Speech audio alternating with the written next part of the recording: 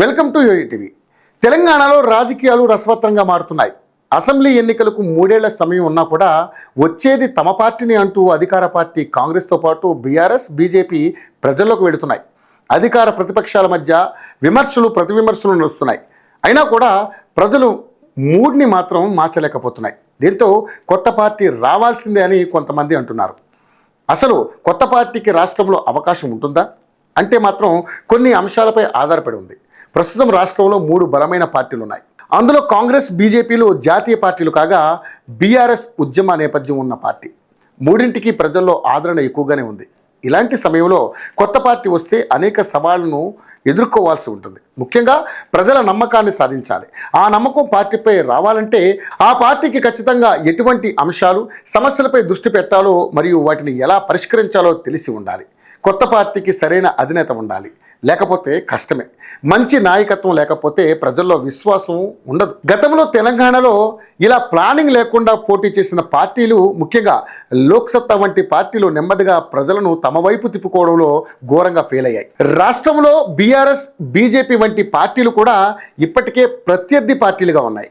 కొత్త పార్టీ ఈ పెద్ద పార్టీలతో పోటీ పడాలంటే వాటికి ప్రత్యామ్నాయంగా పటిష్టమైన రాజకీయ వ్యూహాలు అవసరం. అంతేకాకుండా రాష్ట్రంలో రైతులు, యువత, ఉద్యోగాలు, విద్య, పౌర సరఫరాలు, వనరులు మరియు హక్కులు ఎన్నికల గెలుపులో కీలక పాత్ర పోషిస్తాయి. కాబట్టి ఈ రంగాల ప్రజలకు ఇచ్చే హామీలు ఇతర పార్టీల కంటే భిన్నంగా ఉండాలి. కొత్త పార్టీని అధికారంలోకి తీసుకువస్తే తమకు మంచి జరుగుతుందనే ప్రజల్లో నమ్మకాన్ని కలిగించేలా హామీలు ఉండాలి. అలాగే కొత్త పార్టీ బీసీ నినాదం ఎత్తుకుంటే ఎంతవరకు ప్లస్ అవుతుంది అంటే మాత్రం బీసీ అనేది బ్యాక్గ్రౌండ్ క్లాస్. కొన్ని సంవత్సరాల నుంచి బీసీలు తమ హక్కుల కోసం పోరాడుతున్నాయి. తమకు అన్ని రంగాల్లో ప్రత్యేక రిజర్వేషన్లు కల్పించాలని డిమాండ్లో బీసీ ఉద్యమం మొదలుపెట్టారు. అయితే ప్రస్తుతానికి తెలంగాణలో 28% బీసీ రిజర్వేషన్ అమలవుతోంది.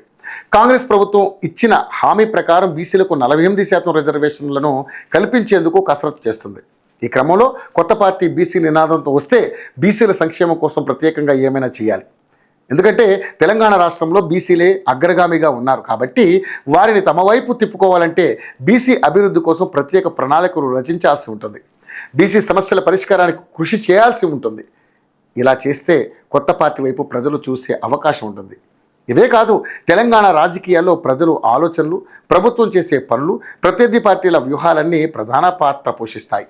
కాబట్టి వీటన్నింటినీ అధిగమిస్తే కొత్త పార్టీ సక్సెస్ అవుతుంది. కానీ దానికి ఈ 3 ఏళ్ల కాలం సరిపోదు. పార్టీ పటిష్టంగా నిలదొక్కుకోవాలంటే కనీసం 10 ఏళ్ల సమయం పడుతుంది.